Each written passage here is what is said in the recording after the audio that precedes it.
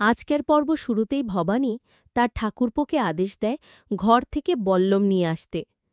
বল্লমের কথা শুনে রাজসভায় ফিসফাস শুরু হয়। সবাই ভাবে ভবানী কি তবে কারোর উপর আঘাত হানতে চলেছে।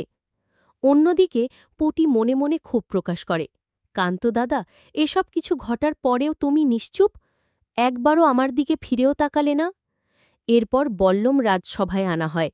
ভবানী সেটি হাতে নেওয়ার সঙ্গে সঙ্গেই দেবীপ্রসাদ আতঙ্কিত হয়ে পড়ে। রঘুরাজ তখন ঘোষণা করে, আমি আগেই বলেছি রামকান্ত রাজা হওয়ার যোগ্য নয়। কিন্তু ঠিক সেই সময় ভবানী রামকান্তের তরবারি হাতে নিয়ে দেবীপ্রসাদের মুকুট মাটিতে ফেলে দেয়, দৃপ্ত কণ্ঠে বলে, সাবধান প্রাসাদ ঠাকুরপো, এই চুনিহারি প্রমাণ করছে যুবরাজকে হত্যা করার ষড়যন্ত্র করেছেন আপনি।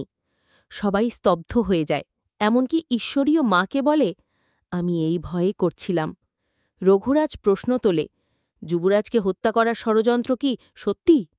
ভবানী দৃঢ় কণ্ঠে জানায়, হ্যাঁ সত্যি, এই হাড় আমি গুপ্তচর ফটিকের লাশের পাশে পেয়েছি। ফটিকের মৃত্যু নিয়ে মিথ্যে রটানো হয়েছিল, আসলে বিষাক্ত তীর দিয়ে যুবরাজকে হত্যার চেষ্টা করেছিল সে। ভবানী সোজাসুজি অভিযোগ করে সব কিছুর পেছনে রয়েছে দেবীপ্রসাদ। ঠিক তখনই রঘুরাজের প্রহরী কানে কানে কিছু সংবাদ জানায়। রামকান্ত দেবীপ্রসাদকে জিজ্ঞেস করে, তুমি এমন ষড়যন্ত্র কেন করলে? বুণ্ডিতকেও পালাতে তুমি সাহায্য করেছ। দেবীপ্রসাদ অভিযোগ অস্বীকার করে, কিন্তু রঘুরাজ গর্জে ওঠে, সব ঠিক, তুমি গুপ্তচরদের সঙ্গে হাত মিলিয়েছ নাটোর ধ্বংসের জন্য। আমি অনেক আগেই জানতাম, তাই গুপ্তচর বসিয়েছিলাম তোমার ওপর নজর রাখতে। এরপর রঘুরাজ জানায়, আজ আমি পরীক্ষা নিচ্ছিলাম রামকান্ত আর ভবানী বিপদে পড়লে কিভাবে সামাল দেয়। সভার সবাই অবাক হয়ে যায়। রঘুরাজ আর্জি জানায় দেবীপ্রসাদকে বনবাসে পাঠিয়ে দেওয়া হোক। দেবীপ্রসাদের মা ও পিসি ঠাকুমা কাঁদতে কাঁদতে অনুরোধ করে, কিন্তু রঘুরাজ কারো কথা শোনে না। রাজসভা তখন একসঙ্গে জয়ধ্বনিতে মুখরিত হয়, রামকান্ত মহারাজ কি জয়, রাজরাজেশ্বরী ভবানী কি জয়। ভবানী নিজের আঙ্গুল কেটে রক্ত দিয়ে রামকান্তকে তিলক দেয়। দূরে দাঁড়িয়ে পুটি ভেঙে পড়ে মনে মনে বলে, আজ তুমি রাজা হলে, তোমার বউ রাজরানী হল, আর আমি। পরবর্তী দৃশ্যে ভবানী রামকান্তকে জানায়, আজ থেকে আপনি যুবরাজ নন, আপনি হলেন মহারাজ।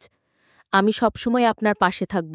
অন্যদিকে পুটি রাজসভায় শোনা কথা ভাবতে ভাবতে খেন্তির কাছে দুঃখ প্রকাশ করে। সে কেঁদে কেঁদে বলে, কান্তজদার জন্য আমি কত কিছু করিনি, অথচ আজ একবারও মুখ ফুটে কিছু বলল না। এই কষ্ট সহ্য করার থেকে শকুনে ছিঁড়ে খাওয়া ভালো ছিল। খেন্তি তাকে সান্ত্বনা দিয়ে বলে, এসব বলিস না, কিন্তু পুটি ব্যথিত হৃদয়ে জানায়, অচেনা মানুষের আঘাত লাগে না, কিন্তু আপনজনের আঘাত বুকের ভেতর আগুন ধরায়। আজকের পর্ব এখানেই শেষ।